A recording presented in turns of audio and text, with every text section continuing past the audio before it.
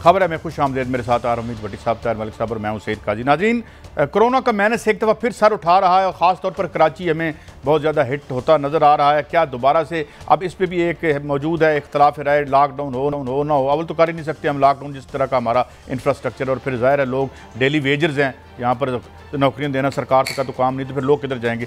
शहबाज शरीफ साहब के सीने में कौन से राज दफन है? हमने तो पुराने ज़माने में सुना था ख़जाने दफन कर दिए जाते थे, अब ये राज हैं या ख़जाने हैं, ये क्या है? इस पर अपने पैनलिस्ट से बात करेंगे। मुल्क सस्ता तरीन है, खान साहब ने कल ये दावा किया, हमने लिस्ट भी निकाली, ये बात अच्छी है, ये बुरी है, इस पर भी गुफ्तगू होगी। और यकसां निज़ाम तालीम जो है वो क्या सिलेबस एक करने से हो जाएगा या ये तबकाती तकसीम ख़त्म हो जाएगी? भट्टी साहब पहले तो आ जाएँ कोरोना के हवाले से। तो ये जाहिर है हम तो अल्लाह के हवाले हैं, हमारा जो अगर अमेरिका बहादुर का ये हाल हुआ है तो हमारा तो इंफ्रास्ट्रक्चर आपके सामने है। बिस्मिल्लाहिर्रहमानिर्रहीम। काजी साहब, हमारा जो है वो हेल्थ सिस्टम है, वो आप मुझसे बेहतर जानते हैं। दुनिया अमेरिका की चीखें निकल गई, बड़े बड़े तरक्की याफ्ता ममालिक की निकल गई। अगर इस कौम पर पहले भी कोई अल्लाह ताला ने नबी पाक मोहम्मद सल्लल्लाहु अलैहि वसल्लम के सदक़े हमने बचाया। अब बहुत ज़्यादा कोरोना वायरस फिर सर उठाने लगा। कराची ने जो किया मेरे ख्याल में तो ठीक किया। हाँ, इस दौरान ये देखना है कि गरीब आदमी कोरोना की बजाय भूख से तो नहीं ज़्यादा मर रहा, उनका भी ख्याल रखना है। लेकिन काजी साहब ये बताएं, एक तरफ तो वज़ीर आज़म प्राइम मिनिस्टर की मेहनत और अज़म में कोई शक नहीं है। सिंध में लॉकडाउन लगाया जा रहा था, वफाकी हुकूमत और सिंध इस पे आपस में लड़ रही थी। क्या ये मौका है सियासत करने का? मुझे दुख हुआ है। हर चीज पे सियासत करेंगे हम। नहीं काजी साहब देखें, हम कश्मीर पे सियासत करेंगे, एक दूसरे को नीचा दिखाना है। कोरोना वायरस सिर्फ खुदा ना खास्ता पाकिस्तान नहीं आया, पूरी दुनिया में आया। ओ भाई, इस पे तो एक टेबल पे बैठ जाओ, जो भी कंसेंसस करना है इस पे तो एक बन के बैठो, क्योंकि रियल इश्यूज पे हम लड़ नहीं सकते, उस पे हमारा कंसेंसस है। तो मतलब है संग दिली की इंतहा है कि सिंध हुकूमत गलत है, वफाक गलत है। यार छोड़ दो इन गलतियां, निकाल सियासत करने के और बड़े मौके आएंगे और आप इन पे तनकीद करना अपने मुखालिफिन, मतलब कोई भी जमात है, मैं किसी एक का नहीं ले रहे। इस मौके पर तो यार आपकी मेन होनी चाहिए कि वैक्सीनेशन हो, लोग मास्क पहने, और दूसरा लोग भूख से ना मर जाएं। मैं आज भी दावा करता हूं कोरोना से ज़्यादा पाकिस्तान में भूख से मौतें होती हैं। हम आखिरी सेगमेंट पे आएंगे। आपको पता है हमने ये फिगर दी हुई है, ये आलमी फिगर है भट्टी साहब और मलिक साहब के 7 बंदे मरते हैं, 7 बंदे कोरोना से अगर मरते हैं ना, तो भूख से मरने वालों की तादाद दुनिया में 11 है।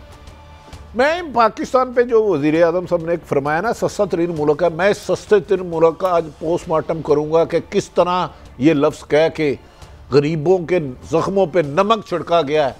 यहाँ 35,000 की कब्र बनती है।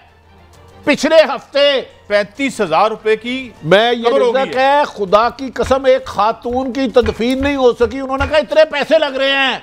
ये कहते हैं सस्ता मुल्क है, खुदा का नाम करो, वो मर जाओगे झूठ बोल बोल के। एक दिन 4 घंटे तदफीन नहीं हुई, लाश पड़ी रही। यार खुदा का खौफ खा लो। हाँ, जो खरबपति हैं उनके लिए सस्ता तरीन मुल्क होगा, उनके लिए आप बिजली का यूनिट, मतलब है अब हमें मरने की इजाजत भी नहीं है। काजी साहब किसी कब्रिस्तान चले जाएं, उससे पूछें कब्र के कितने पैसे ले दें। किसी कब्रिस्तान चले जाएं, ये तो कोई रॉकेट साइंस ही नहीं है। मरना तो हर एक ने है ना, जो दुनिया में पैदा हुआ मरना है। अमीर आदमी के तो चलो टेंट भी कोई लगा जाता है, 10-50 हज़ार रुपये, 2 लाख रुपए की कुर्सियां लगा जाता है, टेंट लगा जाता है। गरीब आदमी दरी नहीं मंगा सकता पूड़ी पे। काजी साहब, इस कोरोना वायरस ने हमें हमारी असलियत दिखा दी है कि इंसान किसी काबिल नहीं है। ये वज़ीर आज़म को भी होता है, चपड़ासी को भी होता है, बादशाह को भी होता है, फकीर को भी होता है। ये मुझे बताएं कि मैं इस पर भी आता हूँ। आपने बड़ी इंपॉर्टेंट ये खबर दी है कि 35,000 की तो कब्र बन रही है यहाँ पे।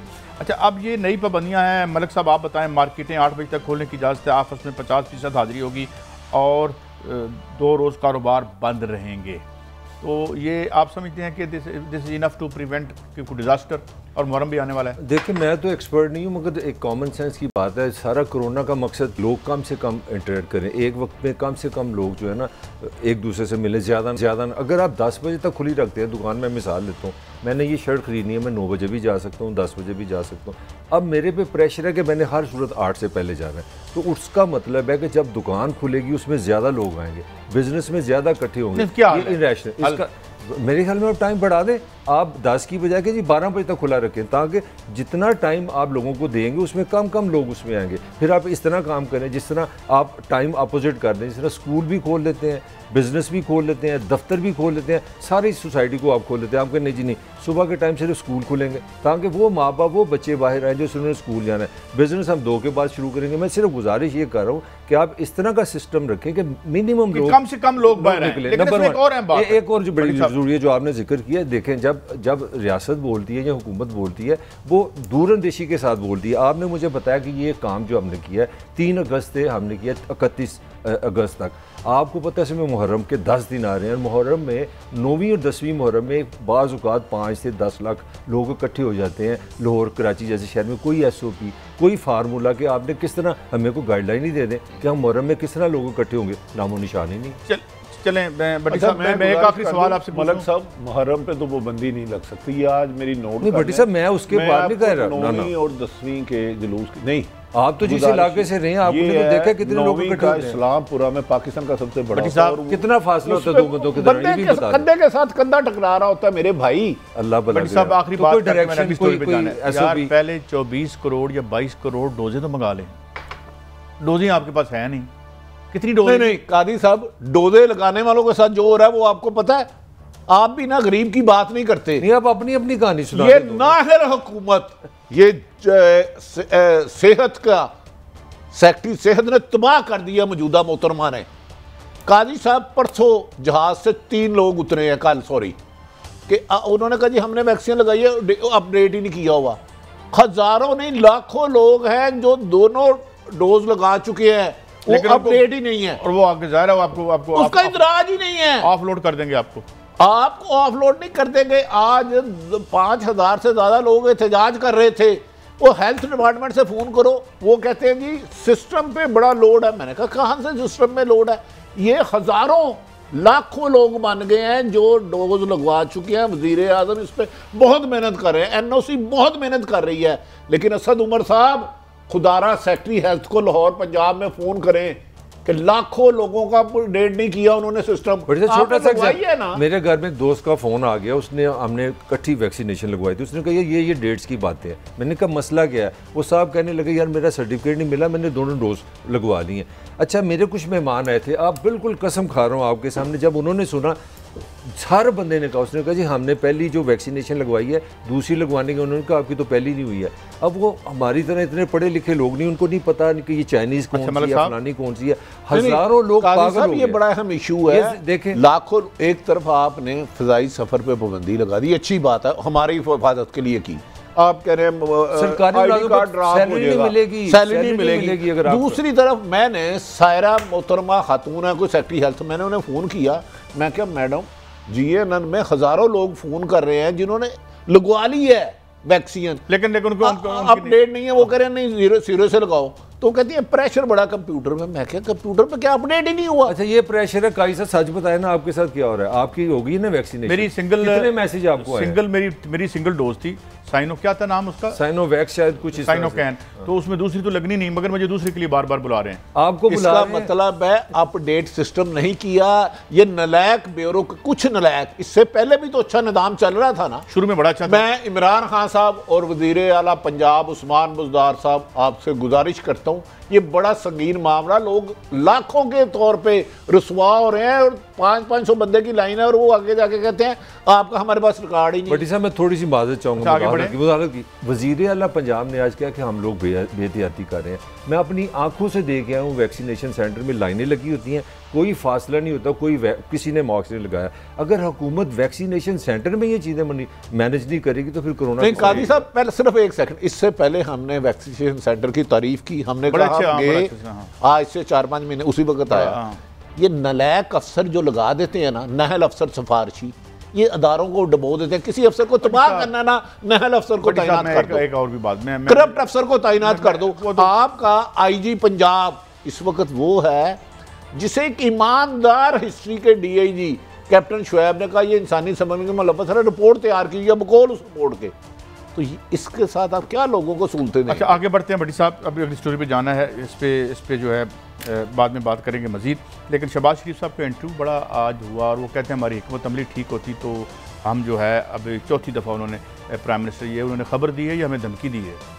मेरा ख्याल है ये तो आपकी हुकूमत वज़ीर, मैंने पहले भी एक दफ़ा इस प्रोग्राम में कहा था, वज़ीर दाखिला भी कह गए थे एजाज साहब के अगर ये इस तरह हमसे उलझते ना या इस तरह का रवैया ना रखते तो आज वज़ीर आज़म नवाज शरीफ नहीं होना था। क्यों जी भट्टी साहब? काजी साहब ये एलिगेशन इतना सीरियस है कि जिसकी आप जैसा पढ़ा लिखा आदमी मुझे नहीं थी तो कि उसे इग्नोर कर दे। उन्होंने कहा कि इलेक्शन से पहले हम हिकमत अमली बनाते तो आज भी वज़ीर आज़म नवाज शरीफ होते। इसका मतलब है पाकिस्तान में इलेक्शन फ्रॉड है, जालसाजी है। उन्होंने कहा मुझे ऑफर हुई वज़ीर आज़म पाकिस्तान बनने की, भाई इलेक्शन हुए नहीं तो आपको कैसे ऑफर हो गई। दूसरा उन्होंने कहा कि इमरान खान को जितनी सपोर्ट फौज की तरफ से मिली है इससे 30% भी किसी को मिली होती, इसका मतलब पाकिस्तान में सारा फ्रॉड है। ये तो वज़ीर आज़म इमरान खान को चाहिए इमीडिएटली कि पता करें। नहीं, एक सेकंड सिर्फ, इमरान नवाज शरीफ साबिक वज़ीर आज़म सुप्रीम कोर्ट से नाअहल है, ये बात गलत है कि ठीक है, तो इन्हें कैसे ऑफर हो गई कि ये वज़ीर आज़म होते, ये मुझे बताएं। जो स्पोर्ट वाली बात करें इसको तो मैं भी इसकी तस्दीक करता हूँ कि शदीद मुखालफत ज़िया-उल-हक की और शदीद जनरल जिलानी की मुखालफत के बावजूद ये वज़ीर आज़म बन गए थे। बट भट्टी साहब मुझे एक बात बताएं।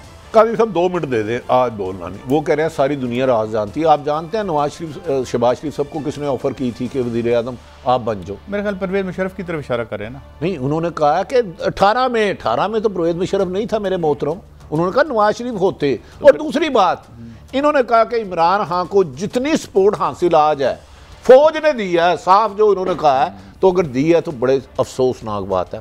फौज मुल्क की होती है, अगर एक जमात की फौज हो गई ना फिर इस मुल्क का अल्लाह है। दूसरी बात, और भाई अगर आप कह रहे हो कि एस्टेब्लिशमेंट ने आउट ऑफ वे दी है तो ये तो 3-4 जमातों को मिला के इक़्तिदार लिया इमरान खान साहब ने। 97 में आपको 2/3 मेजोरिटी किसने दी थी? अमेरिका ने, इंडिया ने, सोमालिया ने।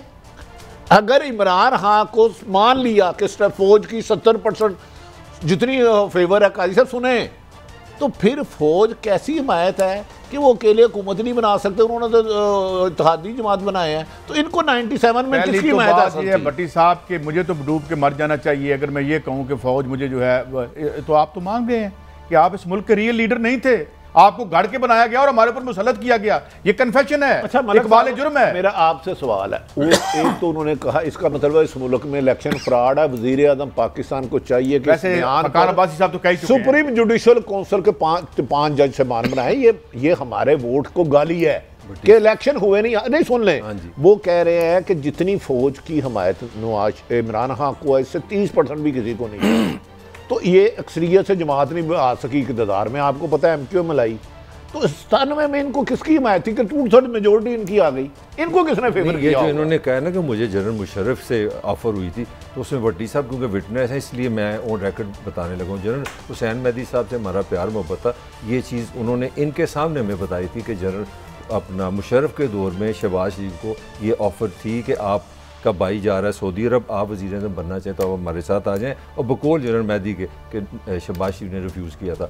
तीसरी बात जो आपने की है वो तो अपना हकान अब्बासी साहब कह चुके हैं कि हम खुद इस सिस्टम की पैदावार है। अच्छा, ये तो फिर क्या लड़ते हैं? फिर इमरान से क्यों लड़ते हैं? नहीं, बारी का मसला है। मेरा सवाल आपसे शायद आप कह रहे हैं जितनी फौज की मदद है मैंने मान ली, अगर फौज ने मदद की है ना इससे ज्यादा अफसोसनाक मेरे लिए अफसोस की बात जो है जो हम इस प्रोग्राम में कहते हैं, अगर वो फौज पूरी मदद करके 100% इमरान अक्सरियत नहीं ले सके इत्तेहादी, 97 में इनकी किसने मदद की? 2/3 मेजोरिटी आई। मुझे पहले दिन से आज पहली दफा उन्होंने एडमिट किया कि बड़े मियां साहब से गलतियां हुई। नहीं देखें, इसका मतलब है नवाज शरीफ और मरियम के बयानिए के खिलाफ शहबाज शरीफ साहब ने ऐलान बगावत कर दिया। उन्होंने उसको गलती कहा, उनका तो थीम ही है कि फौज और एस्टेब्लिशमेंट को बुरा भला कहो और इक़्तिदार में आओ। फिर काजी साहब पहले फैसला ये होगा, एक तरफ ये कहते हैं बयानिए में फ़र्क नहीं है, वो उसने कह रहे हैं जोशे खताबत में उन्होंने बोल दिया और गलती मलक साहब फिक्रे करे गलती। सही कहा। तो मरियम नवाज तो पिछले 2 सालों से 40 से बयानिए से रही है, ये इस्टेब्लिशमेंट बुरी है, ये मखलूक है, DGI से रिजाइन दे। तो वो कह रहे हैं कि उस गलती से लफ्ज़ हैं जोश खिताबत में।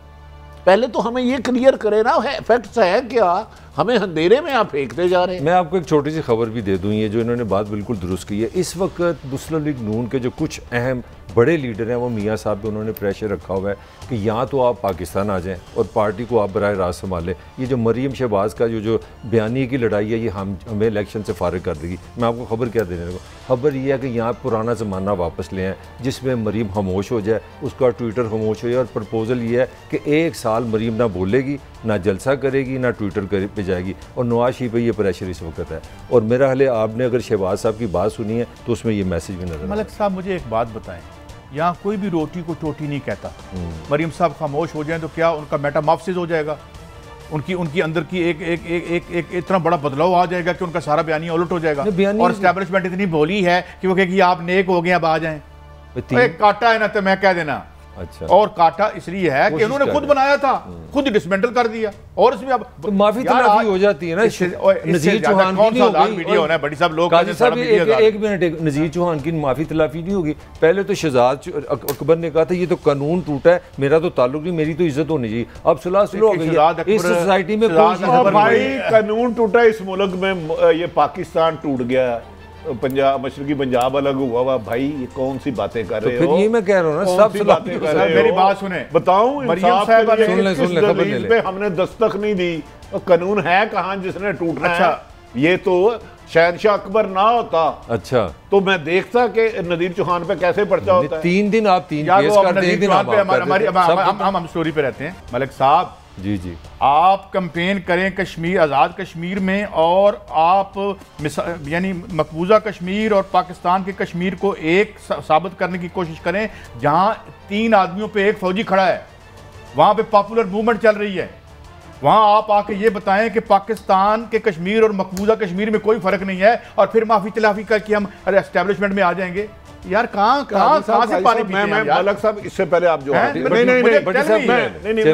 सॉरी मैं आपका माजरा ले लेता हूँ। नहीं, आज़ाद कश्मीर में खड़े होकर आप कहो कि इमरान खान उनकी मर्जी के साथ भारत की झोली में मकबूजा कश्मीर डाल आया है, बेच दिया गया, लफ्ज़ इस्तेमाल किया, बेच दिया है, फरोख्त का लफ्ज़। क्या ये लफ्ज़ हिस्ट्री से निकल जाएंगे? नहीं, ऐसा ही नहीं। और मुझे एक और बात बताएं, एक स्टेट्समैन जो होता है वो जो बात करता है, ग्रोमिको के बारे में कहते थे कि अगर उसे बर्फ़ की सिल पे बिठा देना, जब यानी नेगोशिएट कर रहा होता था डिप्लोमेट ग्रोमिको, तो उसके चेहरे से बिल्कुल कोई असर नहीं आता था कि वो बर्फ़ के ऊपर बैठा हुआ है। जब आप स्टेट्समैन होते हैं तो आपको, हम यार साफ़ी हैं मामूली से छोटे से, तो यहाँ बात क्या करनी है क्या नहीं करनी, लाइव जा रहे हैं हम, तो you will hand over an इक़्तिदार to a person who himself, उसको बाद में बताया जाता है कि तुझे क्या जी यार, जिस पे आप तनकीद कर रहे हैं और रैकेट कर रहे हैं। 3 दफ़ा मुझे ऑफर हुई है, 1 दफ़ा मैंने आपको सबूत दे दिया। बात ही नहीं कर रहा। ये आप इस पॉलिटिकल कल्चर से क्या एक्सपेक्ट कर रहे हैं? मैं बार बार आपको कह रहा हूँ, ये मसला नून का नहीं है, पीपल्स पार्टी का नहीं। खुदारा पाकिस्तान में एक ऐसा इलेक्शन का निज़ाम ले आए जो फेयर हो, नहीं तो आप इस कैसे फेयर हो भाई? बार बार यहाँ पे हमेशा आता है जी कि है कि नहीं है, इसको खत्म करें। मुझे बताएं, इस इशराफिया से 2 नंबर दौलत लिए बगैर फेयर इलेक्शन हो सकता है? नहीं हो सकता। सबसे पहले नवाज शरीफ की दौलत लेनी पड़ेगी। आप लेंगे? आप जरूर लें, जरूर। फेयर इलेक्शन की है, भट्टी साहब जीत जाए तो फेयर, मैं जीत जाऊं तो फेयर। साहब मेरी 2 नंबर पैसे से इलेक्शन लड़ते हैं और कहते हैं फेयर इलेक्शन। शहबाज शरीफ के कहा कि कुछ उन्होंने कहा मेरे सीने में राज दफन है। दसो जी। अगर इलेक्शन से कबल ऑफर हो जाती है कि तुमने वज़ीर आज़म बनना, तुमने तो 20 करोड़ अवाम की तजलील इससे ज्यादा कोई नहीं कर सकता। इलेक्शन नहीं होने चाहिए, पहले ये साबित होना चाहिए कौन ऑफर करता है, और वज़ीर आज़म अवाम के वोटों से बनता है कि यहाँ छुपी हुई ताकतों के मदद से। भट्टी साहब एक और बात बताएं, मैं अगर तस्लीम कर लेता हूं कि मैं जनाब के मुलाजम के तौर पर वज़ीर आज़म बनना चाहना, तो मेरी कितनी तजलील है इसमें? मैं कौन हूं यार? मेरी कोई इज्जत नहीं है। यार बड़ी बात कर रहे हैं, ये हमारा बड़ी बात नहीं है यार, तो बड़ी बातें करो ना यार। हमारी लीडरशिप, फिर बच्चों को भी जाके सबक पढ़ाओ, बच्चा झूठ बोला करो, बच्चे बांदर बन जाओ। मुझे तो नहीं, फिर मोरालिटी को तालीम देना कि सारा साल मेहनत करके बेटा इम्तिहान की तैयारी ना करो, एंड पे नकल मारना, यही होता है। ये आप यार आपने आज शहबाज शरीफ साहब काबिल सच बोल रहा है जी, सच बोल रहा है। कसम 20 करोड़ अवाम की तस्दीक के इलेक्शन से कबल मगर सच बोला, मेरे हिसाब से सच बोला। तो फिर ये जो अदारे भी कर रहे हैं ये गलत कर रहे हैं। साहब ये सच के साथ इतराफ जुर्म भी है। हाँ है, बिल्कुल। एक तरफ यार आप फौज को सारा जिम्मेदार ठहराते हैं कि ये इलेक्शन जाली करते हैं, ये फ्रॉड करते हैं, ये इलेक्शन से पहले नामजद कर देते हैं, वज़ीर आज़म होगा, 20 करोड़ आवाम की राय को आप ठोकर मार रहे हैं। दूसरी तरफ कह रहे हैं हमने तो मुशावरत से एक्सटेंशन का फैसला किया था। भाई अगर बाजवा साहब के आप खिलाफ है, आपका सगा भाई मोहतरम नवाज शरीफ मरियम 10 दफ़ा आर्मी चीफ और DG ISI जनरल फैज़ हमीद का रिज़ाइन मांग चुके हैं और उन्होंने कहा ये धांधली इन्होंने कराई। आपने पूरा नैरेटिव 2018 से ये रखा है, तो फिर उनको एक्सटेंशन का वोट क्यों दिया? गाजी साहब मुझे ये मेरी रहनुमाई फरमाएं, मैं आपसे बड़ा सीखता हूँ। नहीं बड़ी साहब मैंने क्या सिखाना आपको, मैं तो आपको गुमराह ही कर सकता हूँ। बात ये है, कर दें। बात ये है कि बात पता क्या है, देखें मैंने पहले अर्ज़ की थी अंडे का आमलेट बन चुका है, पहले नहीं बना था। पहले एस्टेब्लिशमेंट के अंदर अंदर लड़ाइयाँ होती थी, अंदर खींचातानी होती थी।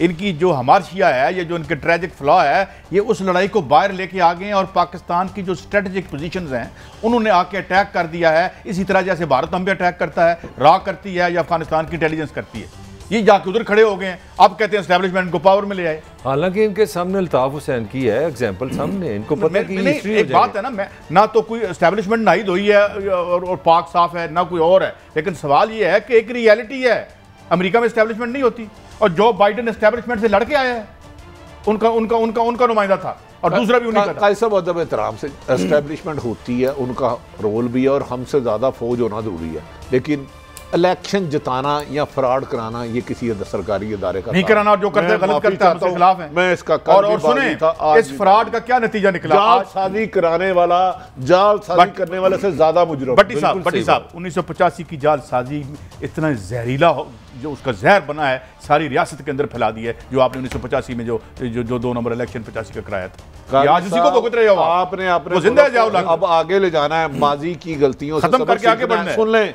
तो खुदा के लिए तमाम अदारों को, बीमा मुझे साफी को भी, हमें अपनी हदूद में रहना होगा। एक हम ब्रेक लेंगे और जब वापस आएंगे तो बात ज़ुबैर साहब भी कुछ कह रहे हैं, हमजा शहबाज साहब ने भी कुछ बयान दिया है, एहसन इकबाल साहब भी कुछ कह रहे हैं, उनका तजिया आपकी खिदमत में पेश करेंगे एक ब्रेक के बाद।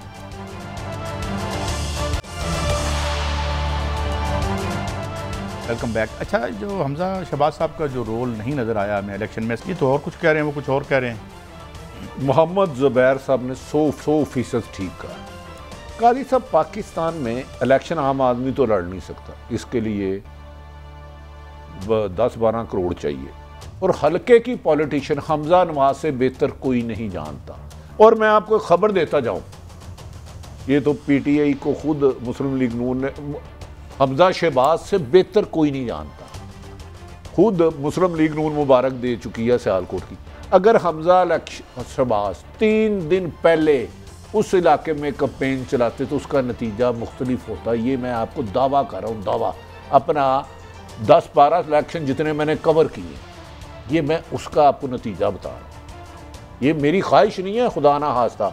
हमजा इलाक़ाई सियासत कहाँ कितनी बरादरी है, कौन सा किस मसलक से है, कैसे करना है। सियालकोट का इलेक्शन आपको पता है 2 कत्ल हो गए थे वहाँ, उसके बाद हमजा ने वार्ड वाइज बंदों को तैनात किया था। तो ये फिर इलेक्शन है, ये वो कारोबार होता है, ये वो कारोबार से भी खौफनाक काम है। कारोबार के भी कुछ उसूल, इलेक्शन के कोई उसूल नहीं। कहीं आपने दफ्तर खोलने का 2 लाख रुपया रेट था इस वक्त सियालकोट में, दफ्तर खोलने का 3 लाख रुपया रेट, रोजाना 20,000 रुपया खर्चा। ये है इलेक्शन फॉर सेल। फिर ये तो कैसी बात हुई। चलें, वो कहते हैं ना मनी मीडिया मसल, आजकल इंडिया में भी यही बात हो रही है कि इनके जरिए इलेक्शन होता है, तो फिर हमारा आज से क्या लेना देना भाई। क्या मलिक साहब आप इसको what is your take on this? ये बाज़ अल्लाह सुब्हान तआला की मेहरबानी से जो आपकी नीयत होती है वो डॉक्टर भी आपको सपोर्ट कर देते हैं। मतलब दुनिया में एक बीमारी है कमर दर्द, मेरे जो दोस्त डॉक्टर हैं वो कहते हैं अगर कोई दुनिया का डॉक्टर आपको कह देना कि आपको कमर दर्द है, आप आराम करें, पूरी दुनिया के डॉक्टर उसको चैलेंज नहीं कर सकते। तो आराम करें, कह दिया मैं डॉक्टर हूँ, तो ये कोई आर्गूमेंट नहीं। अगर आप उसमें अपना अब जेल से वहाँ जा सकते हैं, जहाज में बैठ सकते हैं, कॉफी पी सकते हैं, वॉक कर सकते हैं, तो ये कोई आर्गूमेंट ज़ुबैर साहब की सुनने नहीं। सिर्फ क्या ये चुटकी बजा के वहाँ चले गए थे, जहाज में गए थे, ये कोई मैं चैलेंज देता हूँ, मियाँ मोहम्मद नवाज शरीफ सफ़र बासानी कर सकते हैं, अल्लाह उनको सेहत जिंदगी तंदुरुस्ती दे। ये गलत है। देखिए बदकिस्मती है, हम मीडिया में भी ना, जो बंदा 8 हफ्ते के लिए गया है, हम भूल चुके हैं कि 1.5 साल हो गया, हुकूमत भी सो रही है, अदालतें भी इस मुल्क में तो कहा जाता है इनकी जिंदगी की जमानत दें। अच्छा, जिंदगी की जमानत जिसने कहा है उसको कहो अपनी जिंदगी की जमानत दे। बड़ी साहब हूँ केड़ा तकाजा रह गया है, मरियम साहब को भी शॉर्ट सुन ले जल्दी से। बड़ा काम का शॉर्ट है वो वैसे। मैडम मियां साहब कब पाकिस्तान आए? इंशाल्लाह बहुत जल्दी। आप मुझे ये गारंटी दें कि नवाज शरीफ वापस आएंगे, उनको इंसाफ मिलेगा और उनकी जिंदगी को खतरा नहीं होगा। इन कातिलों के हाथ में उनकी जिंदगी नहीं होगी। मैं उनको शाम की फ्लाइट से बुलाऊंगी। ये इंसाफ किस जड़ी बूटी को कहते हैं मलिक साहब? ये होता है कि अगर ताकतवर हल्के आपको पसंद करें, अगर आपको ग्रीन लाइट दें तो फिर इंसाफ हो जाता है, अगर वो कहें तो नहीं तो फिर ना से। क्यों मलिक भट्टी साहब? अच्छा, एक तो दोनों के बयानात में जमीन आसमान का फर्क है। शहबाज साहब कहते हैं वो सफर करने के काबिल नहीं है, खुदा ना खास्ता सफर किया तो उनकी जिंदगी को खतरा है। वादिउल नदर में ये है। मरियम नवाज कहती है गारंटी दे इंसाफ, उनकी जिंदगी को खतरा नहीं तो रात को ही मैं बुला लूंगी। अब मुझे ये बताए कि मरियम नवाज साहिबा, अल्लाह इनको भी जिंदगी दे, ये गारंटी देते हैं जो लंदन में रहते हैं उन्हें मौत नहीं आएगी? मुझे बताए, इतना मतलब है इन्होंने अदालतों पे ओपन अदम एतमाद किया कि पाकिस्तान में इंसाफ नहीं है, मेरा बाप आया तो जज गलत फैसले करेंगे। वादिउल नदर में जो मैं समझाऊँ वो क्लियर कर सकते हैं कि इंसाफ की गारंटी दे। इंसाफ क्या है कि सिर्फ इनको बाइज्जत बरी हो जाइए इंसाफ। हाँ, टाइम बार हो गया है, टेक्निकल इंसाफ। अच्छा चलो, सारी उम्र टेक्निकल मैं इंसाफ। मरियम नवाज साहिबा से एक सिर्फ मिन्नत करता हूँ, मुझे ये गारंटी दे दे कि जो लंदन में रहते हैं उन्हें मौत नहीं आएगी। उनकी वालदा को अल्लाह उनको जन्नत में जगह दे। उनकी वालदा का इंतकाल कहाँ हुआ था बताया मुझे? लंदन में हुआ था। अच्छा, मैं समझा था कि शायद लंदन में मलकुल मौत नहीं जाता, मैंने आपको बताया उसको इजाजत नहीं है, लेकिन अल्लाह ताला तो रब्बुल आलमीन है ना, मौत का तो वक्त मुकर्रर है। ये कैसे मुमकिन है कि मैं यहाँ से दूसरे शहर चले जाऊँ और मेरी मौत का वक्त टल जाएगा? मोहतरमा मेरी बहन, वो आए ना आए उनकी मर्जी। देखिए जिस तरीके से लाहौर हाई कोर्ट में हुदैबिया का इंसाफ हुआ था, दो का जजेस का फैसला आया, फिर तीसरे रिफर किया गया तीसरे जज, इस तरीके का अगर इंसाफ मिल जाता है तो वहाँ जाएंगे। तो कोशिश हो रही है ना, इसी की कोशिश हो रही है। ये जो लड़ाई क्या रही है पार्टी में भट्टी साहब, यही तो लड़ाई है कि शहबाज शरीफ वो कोशिश करे इंसाफ की, यही तो लड़ाई है साहब। अदालती कैसे चाहती हैं आप? दोनों से सवाल है। मरियम साहब भी इस वक्त जमानत पर है अदालतों से, नैब में केसेस है, ठीक है। मोहतरम शहबाज साहब भी हैं, नवाज शरीफ साहब भी बाहर गए हुए हैं, हमजा साहब भी जमानत पे हैं। तो ये कौन सी गारंटी मांग रही हैं? मेरी समझ में नहीं आ रहा कि इन सब को जमानतें मिली हुई हैं और अरबों रुपए के मुबैना करप्शन। बात ये है कि मुझे तो जो मैं जो थोड़ा अच्छा, कई साहब आप अमेरिका गए हैं, वहां मौत नहीं आती? जी आती है, बल्कि वहां कभी कोई फौत हुआ है आज तक? बेशुमार। लेकिन मैं अर्ज करता हूँ यार, कहाँ हुआ है? लेकिन आप भी तो बेइंसाफी करते हैं ना यार। एक बंदे को पता ही नहीं है 25 अरब रुपए उसकी जेब में को डाल गया है, कल वो आते हैं कोई 25 खरब जेब में डाल जाते हैं, तो उस मासूम आदमी का क्या कसूर? ये इंसाफ चाहिए। अच्छा, ना इसका मतलब है कि मैं मरियम साहिबा से जो जितनी मैं उनकी बात समझ सकूं, इस वक्त अस्पतालों में जितने लाखों मरीज हैं ना, और जेलों में जितने भी कैदी यहाँ हवाला आती हैं, उन्हें लंदन भेज दे, उनकी जिंदगी बच जाएगी।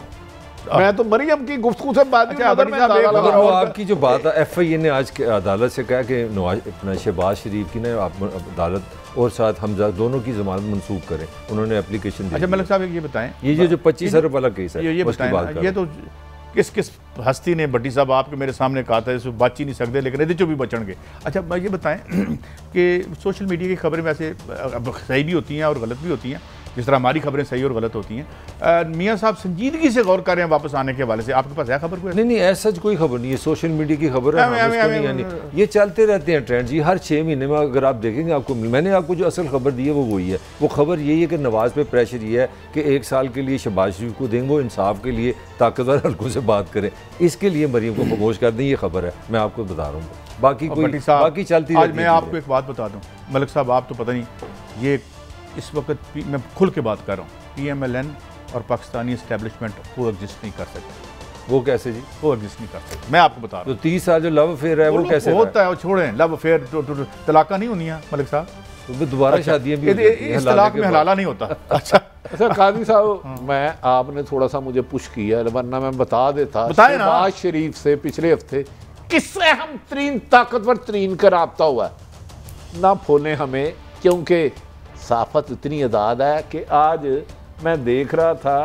कि वो गाड़ियों की सलाह दी है, पैमरा से आया है एडवाइस, वो सैलाब गाड़ियों का दिखाया। पानी में बह रही है, आपने ये क्यों दिखाई है? असल दिखाना था कि वहाँ पानी नहीं खड़ा। और यार ये तो मुशर्रफ साहब भी हमारे साथ नहीं किया, ज़ियाउल्लाह को अल्लाह का वास्ता है, वो हमें मार दो गोलियां साफत को, सारे टीवी अखबार बंद कर दो। अच्छा काई साहब, आपका एनालिसिस पे भट्टी साहब ने थोड़ा सा छेड़ा है कि मुलाकातें तो अब भी हो रही हैं, आप कह रहे हैं कि कांटा लग गया। मैं आपको खबर देता हूँ, शहबाज शरीफ साहब ने कई दफ़ा अश्योरेंसेस कराई हैं और वो एक बार भी उसमें पूरे नहीं उतर सकते। तो उसकी वजह यह है कि मरियम नवाज साहिबा एक बयान देती हैं तो जो इनकी एश्योरेंसेस हैं वो टुकड़े टुकड़े हो जाती है। 6 महीने चुभी तो रहती है ना साहब, ये भी तो माने ना, कभी कभी चुभी। अब ऐसे ही होगा, हम टुरा के सारे काम होंगे। अब देखें ना मेरे आनियाँ जानियाँ होंगी, बाकी कोई नहीं। अच्छा कुछ और हमने बात करनी थी भट्टी साहब, ये मुल्क सस्ता तरीन है हमारा, इस पर हमने शुरू में भी बात की थी। तो अच्छा ये जरा चलाएं जी, जरा सामने ये है मेरे पास भी है ये इसका कंट्री वाइज, और वाकई वो खान साहब ने ठीक कहा है कि Pakistan cost of living index 18.58 है हमारा, अफगानिस्तान का 24.51% है, इंडिया का 25.14% है।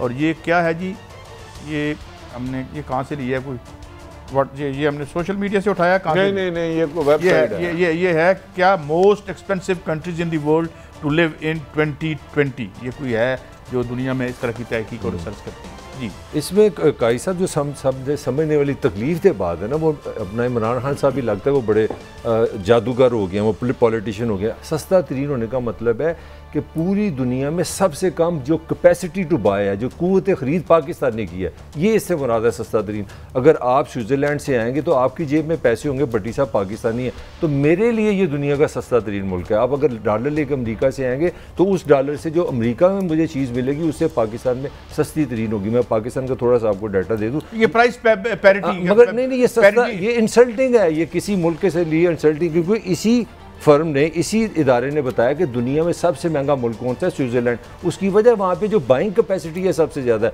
उसमें मुल्क कौन है, जापान, क्योंकि वहाँ पे लोगों के पास पैसा ज़्यादा है। तो जब आप लोगों को पैसे ज़्यादा देंगे तो बाइंग कैपेसिटी से ज़्यादा, ये इशू है। आप आवाम को दुदकार नहीं सकते।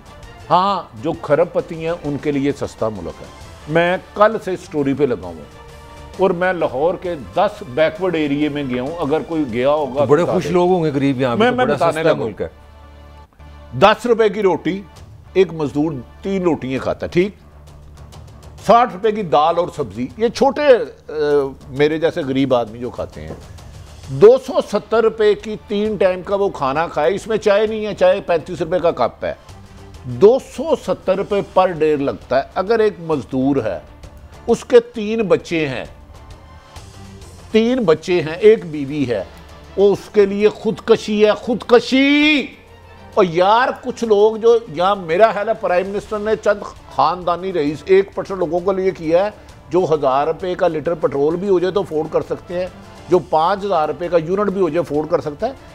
इस मुल्क में 70% लोगों की इनकम 30,000 से कम है। वो तो सारे भूखे मर जाएंगे, मुझे उनका हिसाब करके बताएं। 4500 रुपये तो 5 बंदों के खाने का लगता है महीने का। इसमें वो रोड़ी पे सोए, जमीन पे सोए, कपड़े ना पहने, हाथ ना धोए, उनके बच्चे स्कूल ना पढ़े। नहीं, मुझे साबित करे ना। मैं आप जरूर दूंगा, लेकिन एक शार्ट सुनवा दूं पहले आपको। हमाद अजहर साहब ने कल जो ये ब्लैक मार्केटिंग बसों गाड़ियों की होती है, इस हवाले से वो उस टेलीफोन की जो महफिल थी उसमें उन्होंने क्या बात की, वो सुनाइए। इस वक्त मार्केट में सप्लाई है गाड़ी की, उससे कहीं ज्यादा मांग है, और ये एक अच्छी चीज है कि हमारे मुल्क में डिमांड ज्यादा है गाड़ी की। ये शो करता है कि इकोनॉमिक प्रोस्पेरिटी आ रही है और लोग जो है वो गाड़ियां मांग रहे हैं। एज अ फेडरल मिनिस्टर ये जस्टिफाई करें ऐसे इस ब्लैक, ये इनको नौकरी से निकालना चाहिए। इमरान खान को जो उनका इंसाफ का तस्वीर है, देखिए वो ब्लैक मेलिंग को सपोर्ट कर रहे हैं। Where is your regulatory regime कि मुझे 5 रुपए की चीज 7 रुपए में मिल रही है। आपकी नाकामी है, ब्लैक बनी हो रही है, आप चोरी डाके को मतलब कंफर्म कर रहे हैं। You are taking credit for. मैं आपसे इतराफ करता हूँ, मैंने पहले भी कहा इस मुल्क में आपके पीछे बहुत ज्यादा कोई ताकतवर है और अरबों रुपए है। आप स्टेट बैंक लूटे 11 बजे, किसी औरत की इज्जत करे, आपको कोई नहीं पूछेगा। हमाद अजहर ने ठीक कहा, गाड़ी MG जिसका 10 लाख रुपए ओन है, अमीर आदमी लेगा ना, इनसे ये पूछे कि भाई आपके नीचे तो 2 करोड़ की गाड़ी है, जो आदमी सुबह से अड्डे पे बैठा है और 2 दिन से उसे नौकरी नहीं मिली और वो 10 रुपए की रोटी नहीं खा सकता, 10 रुपए की रोटी नहीं खाली खा सकता पानी के साथ। ये बुलक ये जो गाड़ियां लेते हैं कितने 1 या 2% होगा ना 22 लाख पॉपुलेशन के। असल है कि कुव्वते खरीद कितने लोगों की बढ़ी है आपने इस दौरान। कोई भी गार्ड है 18-20 हज़ार उसकी तनख्वाह है, ड्राइवर की 15-20-25 हज़ार तनख्वाह है, 4 बच्चे हैं उस ड्राइवर के। लाहौर में कम से कम गंदे तरीन एरिए में 20 हज़ार से कम किराए पे। मैं थोड़ा सा भट्टी साहब सॉरी फॉर इंटरप्शन, मैं आपको एक अमेरिकन पब्लिकेशन है वाइज उसका डाटा देने लगूँ। एक कमरे का मकान वो कह रहे हैं कराची में 23,000 रुपये का, ये मैं नहीं कह रहा, ये इंटरनेशनल, लाहौर में 17,000 है। और वो कह रहे हैं एक फैमिली जो उन्होंने कास्ट निकाली उनके खाने की जो 5 से 10 बंदों का मिनिमम कह रहे हैं 1,000 रुपये रोज़। अब आपकी हुकूमत ने 18,000 रुपये मिनिमम सैलरी रखी है, ये मैंने 3 आपको डाटा दिए हैं। और इसके साथ सबसे जो इंटरेस्टिंग बात है, पूरी दुनिया में जो स्टैंडर्ड है ना, आपके बावर्ची खाना जिसको खाने पीने का खर्चा कहते हैं, आपकी इनकम का 10% होना चाहिए। आपने मुझे आज सुबह एक डाटा बताया पाकिस्तान में कितना है, 60%, 50%। बावर्ची खाने का जो अगर मैं 47.7% ऑफ दी जो इनकम है वो सिर्फ फूड पे जाती है। और दुनिया में एवरेज क्या है, मतलब अगर मैं 100 रुपये कमाता हूँ 17% है, तो दुनिया का ये महंगा। मैं एक हमाद अजहर और तमाम वो तो कह रहे हैं अर्ज करता हूँ, ब्लैक का मतलब तरक्की हो रही है। कहते हैं लाहौर बड़ा जानते हो, आप लाहौर को जानते ही कुछ नहीं। जो बंदा फर्स्ट क्लास जहाज से एयरपोर्ट से उतरे, आगे 2 करोड़ की गाड़ी में जाए, 5 स्टार होटल में जाए, या आगे 50 हो, इसको कहो मेरे साथ आए, मोची दरवाजे चले, जाती उधर चले, सड़ी चले। नहीं, दूसरी बात, जिन होटलों में ये जाते हैं ना साहब, सिर्फ मेरी इनसे एक मिन्नत है, जहां ये 20-20, 25-25 हज़ार का एक टाइम का खाना खाते हैं, उस होटल के वेटर से ये जरूर पूछे बेटा आपकी तनख्वाह कितनी है और मैं इस नोट पे ब्रेक पे जा रहा हूं, सिर्फ आपकी तनख्वाह कितनी है, माँ बाप बूढ़े हैं, बच्चे 4 हैं, तो कैसे गुजारा करते हो। मैं ब्रेक पे जा रहा हूँ। ये 10 लाख रुपए जो ओन देते हैं हमाद साहब, ये टैक्सेशन की मद में रियासत के पास भी तो आ सकता है, गरीबों पर भी खर्च हो सकता है। ये जो ऊपर इन्होंने आपस में फ्रॉड लगाया हुआ है, ब्लैक इस ये टैक्स लगाए जो 10 लाख रुपए फालतू दे रहा है गाड़ी पे, और उसको गरीब आदमी की कोई शोई कर दें। आते हैं ब्रेक के बाद, अभी कुछ और भी खबरें हैं आपके साथ डिस्कस करेंगे। यकसान निज़ाम तालीम ये क्या काबिल अमल होगा, या वैसे ही हमें जो है ट्रक की बत्ती के पीछे लगा रहे हैं।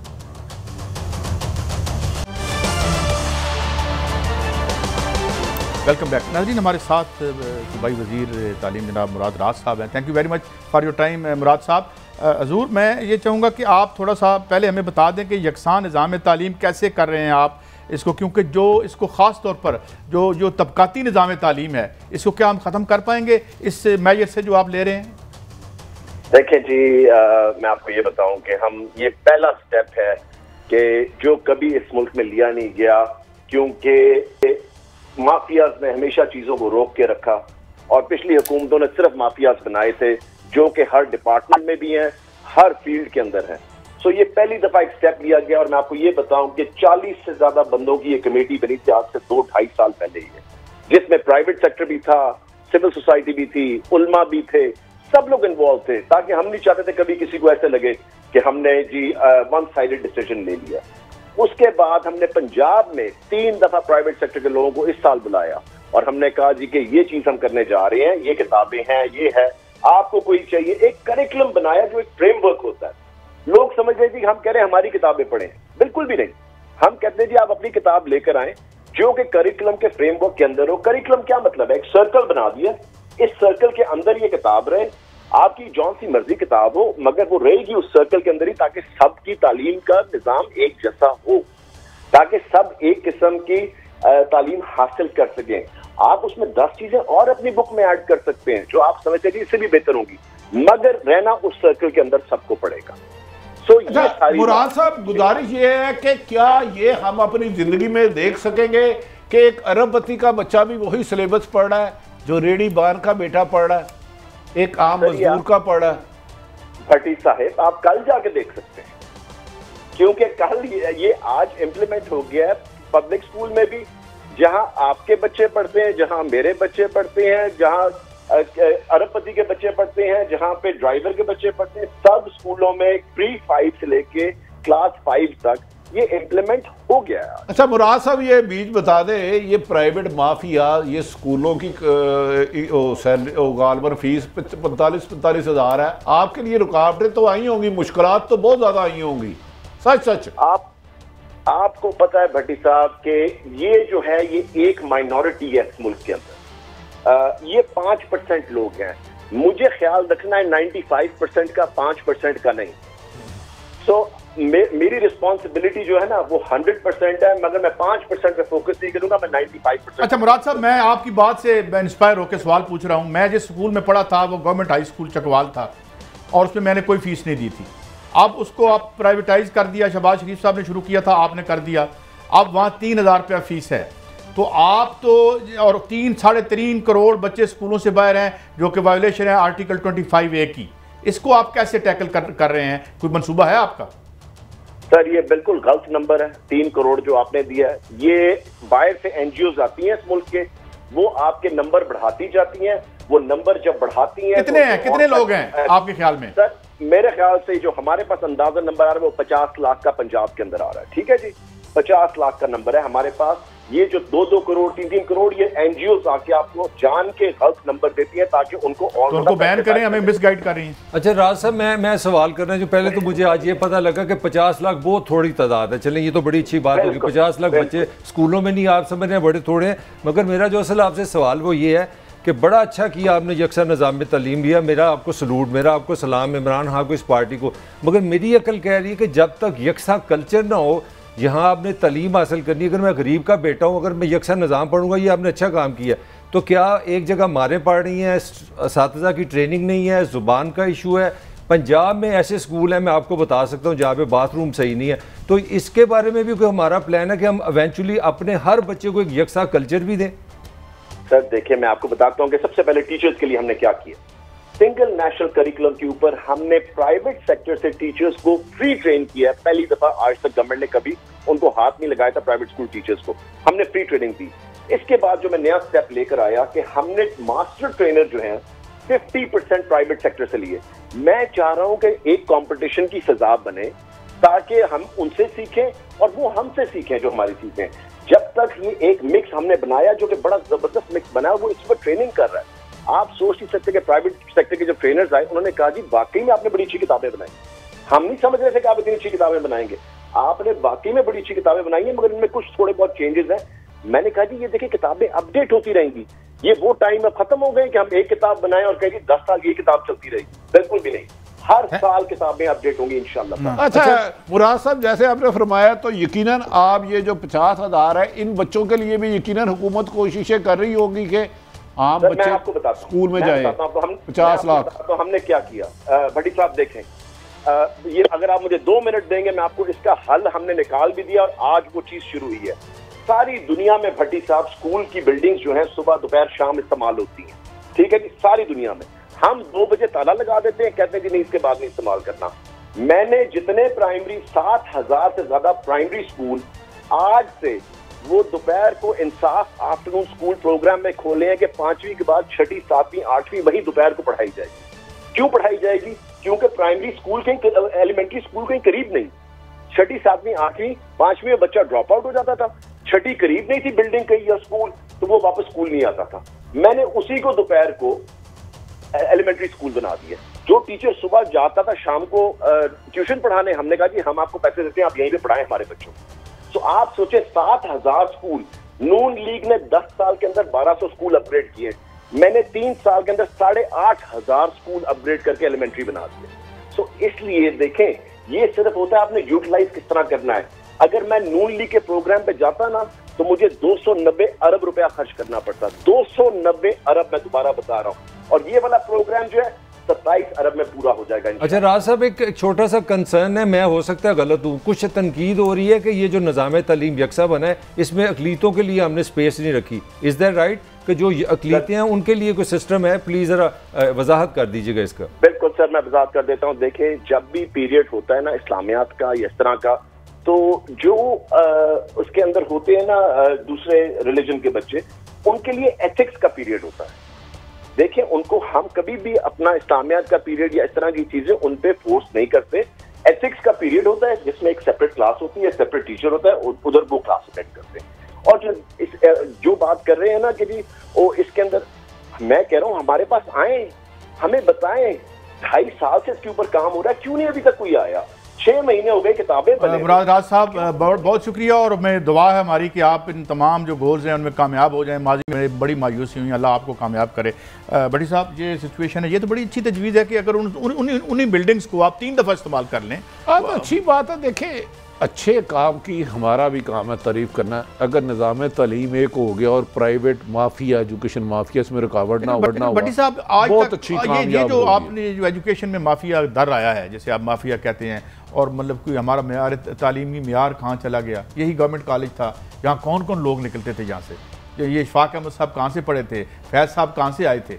जब से आपने हट्टी बनाया है, बड़े बड़े ये जो आपने स्कूल कॉलेज बनाया है लम शम्स, इन्होंने कौन से फैज़ अहमद, फैज़ हबीब, जालब, कायदे आजम, बड़े बंदे निकाले। बटी साहब मैं आपसे एक इख्तलाफ करूंगा। देखें, अगर आप प्राइवेट पे तनकीद करते हैं आपका राइट है, मगर मेरा ख्याल है अगर जब तक आप सरकारी स्कूलों का मयार नहीं ऊंचा करेंगे, लोग मजबूर हैं वहाँ जाने को। आप सरकारी इदारों का आज स्कूलों का मयार सही कर दें, प्राइवेट माफिया खुद मार जाएगा। तो इसका कसूरवार मेरे हिसाब से प्राइवेट इदारों से ज्यादा हुकूमत है। प्राइवेट भी वो बड़े गलत है। देखे आपने जो कहा, मैं आपको सच कहता हूं, असल हुकूमत ने नाहली की, लोग प्राइवेट गए। यही मैं कह रहा हूं, सेंटर मॉडल के हम और आप दोनों हर बंदे की ख्वाहिश होती मुझे गवर्नमेंट का बंगला बन गया। हजूर मैं आपकी बात को इजाफा करना चाहता हूँ, कंट्राडिक्टिंग कर रहा है।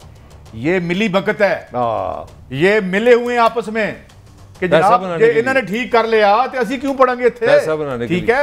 और मुझे तो ये भी खबरें मिली हैं कि बाज़ औक़ात तो पोजीशनें खरीदी जाती हैं स्कूल की मार्केटिंग करने के लिए, ये भी खबरें आती हैं। आप लोगों को इतना मासूम ना समझे। रिसेंटली जो हमारे यहाँ सर्वे हो, उसमें 57% लोगों ने कहा कि इस हुकूमत की कोई डायरेक्शन दुरुस्त नहीं है या डायरेक्शन है ही नहीं है। 49% पाकिस्तानी का कहना कि सबसे बड़ा मसला महंगाई। मैं आपको एक और बात, लोगों को आप अंडर एस्टिमेट करें, उनको सब पता है। मुल्क में बहुत कुछ डिजायरेबल है, बहुत खराबियां हैं, लेकिन ये जो सर्वेज है ना, ये तजारती इदारे होते हैं, आप भी करवा सकते हैं फीस देके।